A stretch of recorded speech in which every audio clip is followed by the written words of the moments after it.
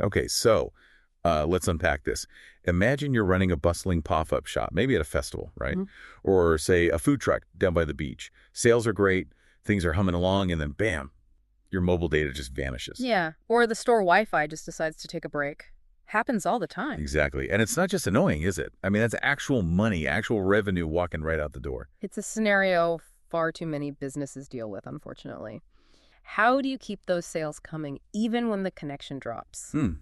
Our chat today is really inspired by a great NMI article. Our mission really is to show you how businesses can keep things running smoothly no matter what the internet is doing. Okay. You'll see why having backup payment options, these redundant solutions, it isn't just sort of a nice to have, it's truly essential these days. It really is amazing how often those digital connections can just wobble. It could be a big outage across the area, or maybe you're just somewhere remote with patchy cell signal. Happens more than you think. For sure. And like you said, that leads straight to the big problem, lost sales. Exactly.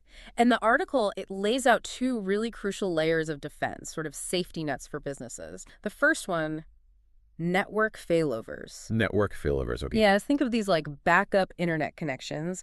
Your payment system can just automatically switch over the second your main connection hiccups. Oh.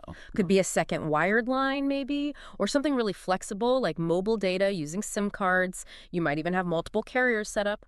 The goal is simple: zero interruption. Right, seamless. Yeah. And hey, in a real pinch, even your own phone could work as a secure hotspot, assuming you've actually got a signal yourself. Okay, so failovers are about making sure there's always a signal to jump to. Yeah. But here's where it gets really interesting for me. Hmm. What about offline card processing? Right. This feels like the absolute last resort, doesn't it? For when there's just no connection anywhere, no signal to switch to, nothing. How on earth do you take a payment then? Well, that's the fascinating part. This feature lets merchants keep selling, keep taking payments securely, even with zero live connection. Seriously? Yeah. And for your customer, they won't notice a thing. Tap, dip, swipe their card. It's all completely normal from their end. They probably won't even realize you're offline. Wow. Okay, so what's happening behind the scenes then Mm. on the back end? So typically, the merchant needs to enable an offline mode on their payment terminal first.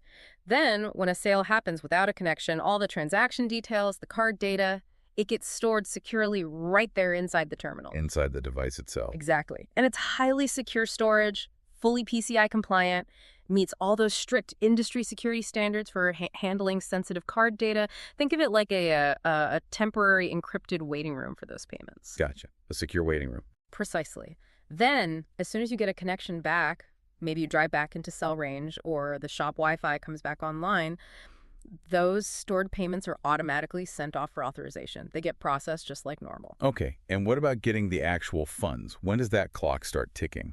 That's a key point. The funding hold clock, the time before the money actually settles into your account, that only starts once the connection is back and those payments are sent for authorization, not when the offline sale originally happened. Right, that makes sense. This sounds incredibly useful, almost like magic, but Yeah.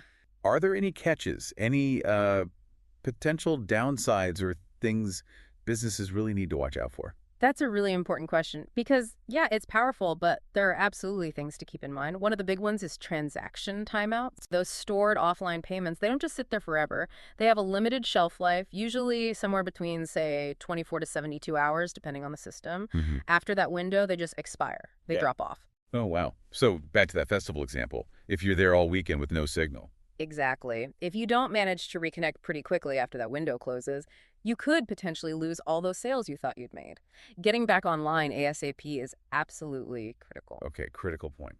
And I guess since the card isn't being authorized right away in that moment, Mm. is there maybe a slightly higher fraud risk? You're spot on. It's still quite rare, but the article does mention it because you're not getting that instant yes or no from the bank. There's a small chance of an unexpected decline later, or yes, even potential fraud. Hmm.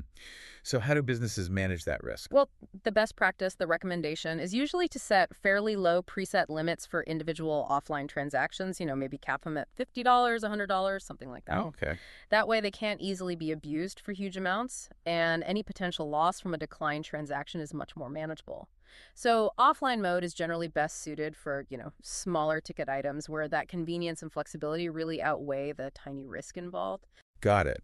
So bringing it all together then, what's the big picture here? Offline processing, it's clearly more than just a simple backup plan. Oh, absolutely. It feels like a real strategic tool. It gives businesses amazing flexibility, turns potential lost sales into actual revenue, and basically lets them keep cash flowing consistently. It really delivers on that anywhere, anytime promise. Exactly.